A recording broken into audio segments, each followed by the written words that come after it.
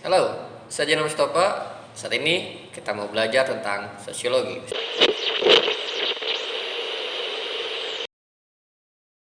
Sosiologi itu dimulai pada saat abad ke-19.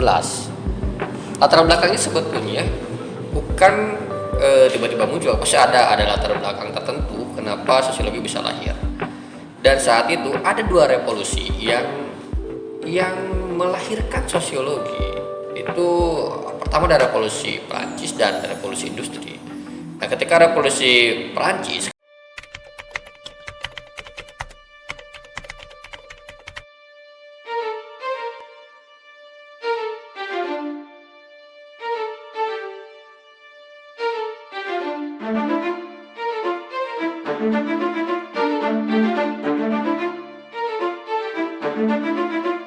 kenapa itu bisa terjadi? Ini nggak beda jauh karena masyarakat itu sebetulnya pengen ada sebuah perubahan.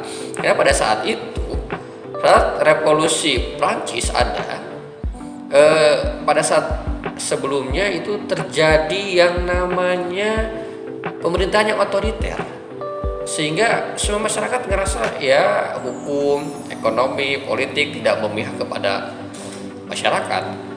Akhirnya di sana ada gejolak ya reformis atau ya perubahan gitu ya, gerakan perubahan.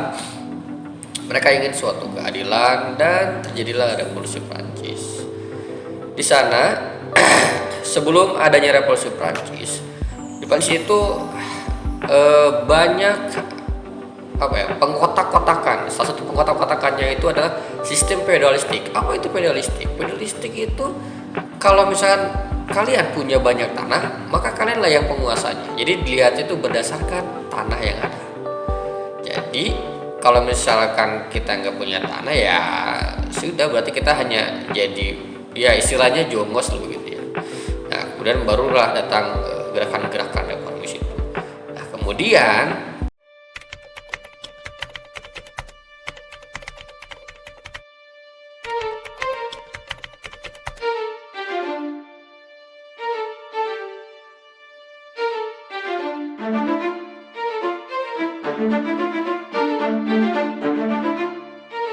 di revolusi industri itu atau revolusi di Inggris ya, di Eropa, itu muncul karena adanya penemuan peralatan mesin pabrik gitu ya, jadi kalau misalnya produksi yang sebelumnya banyak banget melibatkan manusia, dan kemudian karena adanya industri jadi ya manusianya dipakai sedikit-sedikit aja. Nah, di situ jadi melibatkan maksudnya sedikit melibatkan manusia di dalam sebuah produksi. Dan akhirnya yang tadinya Inggris itu adalah ya petani gitu ya atau peternak, kemudian berubah 180 derajat ketika ditemukan mesin itu.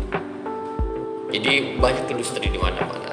Tapi di satu sisi ini menimbulkan suatu hal baru atau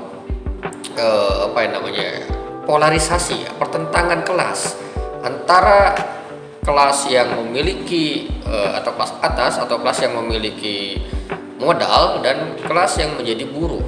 Kalau dalam teorinya Karl Marx itu ada kelas proletar dan kelas borjuis. Ini jadi suatu hal yang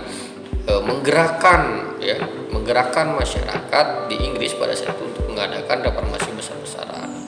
Nah, itulah dua revolusi yang sebetulnya ya mendongkrak lahirnya sosiologi.